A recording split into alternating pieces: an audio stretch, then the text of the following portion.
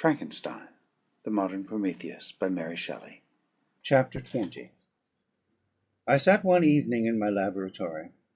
The sun had set, and the moon was just rising from the sea. I had not sufficient light for my employment, and I remained idle, in a pause of consideration of whether I should leave my labour for the night, or hasten its conclusion by an unremitting attention to it. As I sat, a train of reflection occurred to me, which led me to consider the effects of what I was now doing. 3 years before, I was engaged in the same manner, and had created a fiend whose unparalleled barbarity had desolated my heart, and filled it for ever with the bitterest remorse.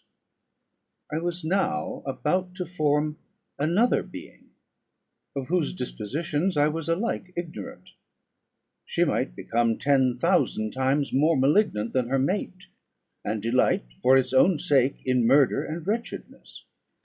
He had sworn to quit the neighbourhood of man, and hide himself in deserts, but she had not; and she, who in all probability was to become a thinking and reasoning animal, might refuse to comply with the compact made before her creation. They might even hate each other. The creature who already lived loathed his own deformity, and might he not conceive a greater abhorrence for it when it came before his eyes in the female form? She also might turn with disgust from him to the superior beauty of man. She might quit him, and he be again alone, exasperated by the fresh provocation of being deserted by one of his own species, even if they were to leave Europe and inhabit the deserts of the New World. Yet one of the first results of those sympathies for which the demon thirsted would be children, and a race of devils would be propagated upon the earth, who might make the very existence of the species of man a condition precarious and full of terror. Had I right, for my own benefit, to inflict this curse upon everlasting generations? I had before been moved by the sophisms of the being I had created. I had been struck senseless by his fiendish threats; but now, for the first time, the wickedness of my promise burst upon me. I shuddered to think that future ages might curse me as their pest, whose selfishness had not hesitated to buy its own peace at the price, perhaps, of the existence of the whole human race. I trembled, and my heart failed within me, when, on looking up, I saw by the light of the moon the demon at the casement. A ghastly grin wrinkled his lips as he gazed on me, where I sat fulfilling the task which he had allotted to me. Yes, he had followed me in my travels. He had loitered in forests, hid himself in caves, or taken refuge in wide and desert heaths; and he now came to mark my progress, and claim the fulfilment of my promise. As I looked on him, his countenance expressed the utmost extent of malice and treachery. I thought with a sensation of madness on my promise of creating another like to him, and, trembling with passion, tore to pieces the thing on which I was engaged. The wretch saw me destroy the creature on whose future existence he depended for happiness, and, with a howl of devilish despair and revenge, withdrew. I left the room, and, locking the door, made a solemn vow in my own heart never to resume my labours; and then, with trembling steps, I sought my own apartment. I was alone. None were near me to dissipate the gloom, and relieve me from the sickening oppression of the most terrible reveries. Several hours passed, and I remained near my window gazing on the sea. It was almost motionless, for the winds were hushed, and all nature reposed under the eye of the quiet moon. A few fishing vessels alone specked the water, and now and then the gentle breeze wafted the sound of voices as the fishermen called to one another. I felt the silence, although I was hardly conscious of its extreme profundity, until my ear was suddenly arrested by the paddling of oars near the shore, and a person landed close to my house. In a few minutes after, I heard the creaking of my door, as if some one endeavoured to open it softly. I trembled from head to foot.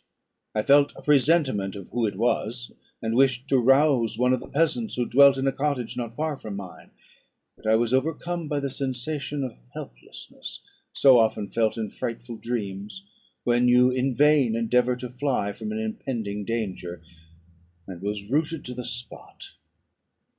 Presently I heard the sound of footsteps along the passage. The door opened, and the wretch whom I dreaded appeared. Shutting the door, he approached me, and said in a smothered voice, "You have destroyed the work which you began. What is it that you intend? Do you dare to break your promise? I have endured toil and misery. I left Switzerland with you. I crept along the shores of the Rhine, among its willow islands, and over the summits of its hills. I have dwelt many months in the heaths of England, and among the deserts of Scotland. I have endured incalculable fatigue, and cold, and hunger. Do you dare destroy my hopes? Begone! I do break my promise. Never will I create another like yourself, equal in deformity and wickedness. Slave! I before reasoned with you, but you have proved yourself unworthy of my condescension. Remember that I have power. You believe yourself miserable, but I can make you so wretched that the light of day will be hateful to you. You are my creator, but I am your master. Obey." The hour of my irresolution is past, and the period of your power is arrived. Your threats cannot move me to do an act of wickedness, but they confirm me in a determination of not creating you a companion in vice. Shall I in cold blood set loose upon the earth a demon whose delight is in death and wretchedness? Begone! I am firm, and your words will only exasperate my rage." The monster saw my determination in my face, and gnashed his teeth in the impotence of anger. "Shall each man," cried he, "find a wife for his bosom, and each beast have his mate, and I be alone? I had feelings of affection, and they were requited by detestation and scorn. Man, you may hate, but beware. Your hours will pass in dread and misery, and soon the bolt will fall which must ravish from you your happiness for ever. Are you to be happy while I grovel in the intensity of my wretchedness? You can blast my other passions, but revenge remains. Revenge, henceforth dearer than light or food. I may die, but first you, my tyrant and tormentor, shall curse the sun that gazes on your misery. Beware, for I am fearless, and therefore powerful. I will watch with the wiliness of a snake, that I may sting with its venom. Man, you shall repent of the injuries you inflict. Devil, cease, and do not poison the air with these sounds of malice. I have declared my resolution to you, and I am no coward to bend beneath words. Leave me, I am inexorable. It is well, I go. But remember, I shall be with you on your wedding night." I started forward, and exclaimed, "Villain! Before you sign my death warrant, be sure that you are yourself safe." I would have seized him, but he eluded me, and quitted the house with precipitation. In a few moments I saw him in his boat, which shot across the waters with an arrowy swiftness, and was soon lost amidst the waves. All was again silent, but his words rang in my ears. I burned with rage to pursue the murderer of my peace, and precipitate him into the ocean. I walked up and down my room hastily and perturbed, while my imagination conjured up 1,000 images to torment and sting me. Why had I not followed him, and closed with him in mortal strife? But I had suffered him to depart, and he had directed his course towards the mainland. I shuddered to think who might be the next victim sacrificed to his insatiate revenge. And then I thought again of his words, "I will be with you on your wedding night." That, then, was the period fixed for the fulfilment of my destiny. In that hour I should die, and at once satisfy and extinguish his malice. The prospect did not move me to fear. Yet when I thought of my beloved Elizabeth, of her tears and endless sorrow, when she should find her lover so barbarously snatched from her, tears, the first I had shed for many months, streamed from my eyes, and I resolved not to fall before my enemy without a bitter struggle. The night passed away, and the sun rose from the ocean. My feelings became calmer, if it may be called calmness when the violence of rage sinks into the depths of despair. I left the house, the horrid scene of the last night's contention, and walked on the beach of the sea, which I almost regarded as an insuperable barrier between me and my fellow creatures. Nay, a wish that such should prove the fact stole across me. I desired that I might pass my life on that barren rock, wearily it is true, but uninterrupted by any sudden shock of misery. If I returned, it was to be sacrificed, or to see those whom I most loved die under the grasp of a demon whom I had myself created. I walked about the isle like a restless spectre, separated from all it loved, and miserable in the separation. When it became noon, and the sun rose higher, I lay down on the grass, and was overpowered by a deep sleep. I had been awake the whole of the preceding night. My nerves were agitated, and my eyes inflamed by watching and misery. The sleep into which I now sunk refreshed me, and when I awoke I again felt as if I belonged to a race of human beings like myself, and I began to reflect upon what had passed with greater composure. Yet still the words of the fiend rang in my ears like a death knell. They appeared like a dream, yet distinct and oppressive as a reality. The sun had far descended, and I still sat on the shore, satisfying my appetite, which had become ravenous, with an oaten cake, when I saw a fishing boat land close to me, and one of the men brought me a packet. It contained letters from Geneva, and one from Clerval, entreating me to join him. He said that he was wearing away his time fruitlessly where he was, that letters from the friends he had formed in London desired his return to complete the negotiation they had entered into for his Indian enterprise. He could not any longer delay his departure; but as his journey to London might be followed, even sooner than he now conjectured, by his longer voyage, he entreated me to bestow as much of my society on him as I could spare. He besought me therefore to leave my solitary isle, and to meet him at Perth, that we might proceed southwards together. This letter in a degree recalled me to life, and I determined to quit my island at the expiration of 2 days. Yet, before I departed, there was a task to perform on which I shuddered to reflect.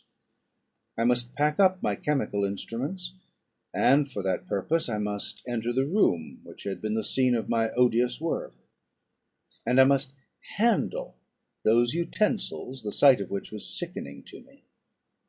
The next morning, at daybreak, I summoned sufficient courage, and unlocked the door of my laboratory. The remains of the half-finished creature, whom I had destroyed, lay scattered on the floor, and I almost felt as if I had mangled the living flesh of a human being.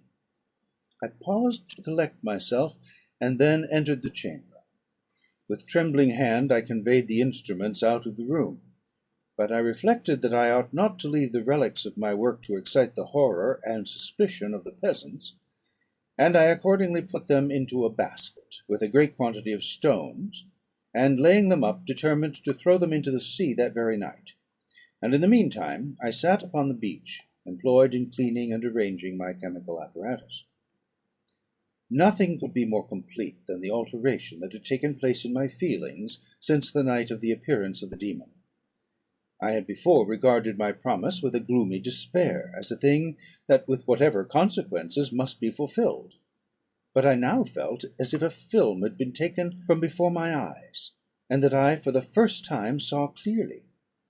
The idea of renewing my labours did not for one instant occur to me. The threat I had heard weighed on my thoughts, but I did not reflect that a voluntary act of mine could avert it. I had resolved in my own mind that, to create another like the fiend I had first made would be an act of the basest and most atrocious selfishness, and I banished from my mind every thought that could lead to a different conclusion. Between 2 and 3 in the morning the moon rose, and I then, putting my basket aboard a little skiff, sailed out to about 4 miles from the shore. The scene was perfectly solitary. A few boats were returning towards land, but I sailed away from them. I felt as if I was about the commission of a dreadful crime, and avoided with shuddering anxiety any encounter with my fellow creatures. At one time the moon, which had before been clear, was suddenly overspread by a thick cloud, and I took advantage of the moment of darkness, and cast my basket into the sea. I listened to the gurgling sound as it sank, and then sailed away from the spot. The sky became clouded, but the air was pure, although chilled by the north-east breeze that was then rising. But it refreshed me, and filled me with such agreeable sensations, that I resolved to prolong my stay on the water, and, fixing the rudder in a direct position, stretched myself at the bottom of the boat. Clouds hid the moon, everything was obscure, and I heard only the sound of the boat as its keel cut through the waves. The murmur lulled me, and in a short time I slept soundly. I do not know how long I remained in this situation, but when I awoke I found that the sun had already mounted considerably. The wind was high, and the waves continually threatened the safety of my little skiff. I found that the wind was north-east, and must have driven me far from the coast from which I had embarked. I endeavoured to change my course, but quickly found that if I again made the attempt, the boat would be instantly filled with water. Thus situated, my only resource was to drive before the wind. I confess that I felt a few sensations of terror. I had no compass with me, and was so slenderly acquainted with the geography of this part of the world, that the sun was of little benefit to me. I might be driven into the wide Atlantic, and feel all the tortures of starvation, or be swallowed up in the immeasurable waters that roared and buffeted around me. I had already been out many hours, and felt the torment of a burning thirst, a prelude to my other sufferings. I looked on the heavens, which were covered by clouds that flew before the wind, only to be replaced by others. I looked upon the sea; it was to be my grave. "Fiend," I exclaimed, "your task is already fulfilled." I thought of Elizabeth, of my father, and of Clerval, all left behind, on whom the monster might satisfy his sanguinary and merciless passions. This idea plunged me into a reverie so despairing and frightful, that even now, when the scene is on the point of closing before me for ever, I shudder to reflect on it.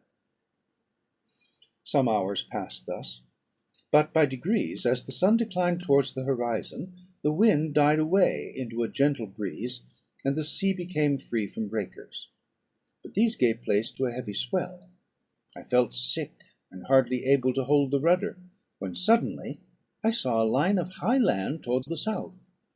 Almost spent as I was by fatigue and the dreadful suspense I endured for several hours, this sudden certainty of life rushed like a flood of warm joy to my heart, and tears gushed from my eyes. How mutable are our feelings, and how strange is that clinging love we have of life, even in the excess of misery! I constructed another sail with a part of my dress, and eagerly steered my course towards the land. It had a wild and rocky appearance, but as I approached nearer, I easily perceived the traces of cultivation. I saw vessels near the shore, and found myself suddenly transported back to the neighbourhood of civilized man. I carefully traced the windings of the land, and hailed a steeple, which I at length saw issuing from behind a small promontory. As I was in a state of extreme debility, I resolved to sail directly towards the town, as a place where I could more easily procure nourishment. Fortunately, I had money with me. As I turned the promontory, I perceived a small neat town and a good harbour, which I entered, my heart bounding with joy at my unexpected escape. As I was occupied in fixing the boat and arranging the sails, several people crowded towards the spot. They seemed much surprised at my appearance, but instead of offering me any assistance, whispered together with gestures that at any other time might have produced in me a slight sensation of alarm. As it was, I merely remarked that they spoke English, and I therefore addressed them in that language. "My good friend," said I, "will you be so kind as to tell me the name of this town, and inform me where I am?" "You will know that soon enough," replied a man with a hoarse voice. "Maybe you are come to a place that will not prove much to your taste, but you will not be consulted as to your quarters, I promise you." I was exceedingly surprised on receiving so rude an answer from a stranger, and I was also disconcerted on perceiving the frowning and angry countenances of his companions. "Why do you answer me so roughly?" I replied. "Surely it is not the custom of Englishmen to receive strangers so inhospitably?" "I do not know," said the man, "what the custom of the English may be, but it is the custom of the Irish to hate villains." While this strange dialogue continued, I perceived the crowd rapidly increase. Their faces expressed a mixture of curiosity and anger, which annoyed and in some degree alarmed me. I inquired the way to the inn, but no one replied. I then moved forward, and a murmuring sound arose from the crowd as they followed and surrounded me, when an ill-looking man, approaching, tapped me on the shoulder, and said, "Come, sir, you must follow me to Mr. Kirwan's, to give an account of yourself." "Who is Mr. Kirwan? Why am I to give an account of myself? Is not this a free country?" "Ay, sir, free enough for honest folks. Mr. Kirwan is a magistrate, and you are to give an account of the death of a gentleman who was found murdered here last night." This answer startled me, but I presently recovered myself. I was innocent; that could easily be proved. Accordingly, I followed my conductor in silence, and was led to one of the best houses in the town. I was ready to sink from fatigue and hunger, but being surrounded by a crowd, I thought it politic to rouse all my strength, that no physical debility might be construed into apprehension or conscious guilt. Little did I then expect the calamity that was in a few moments to overwhelm me, and extinguish in horror and despair all fear of ignominy or death. I must pause here, for it requires all my fortitude to recall the memory of the frightful events which I am about to relate in proper detail to my recollection. End of Part 24 of Frankenstein. Recording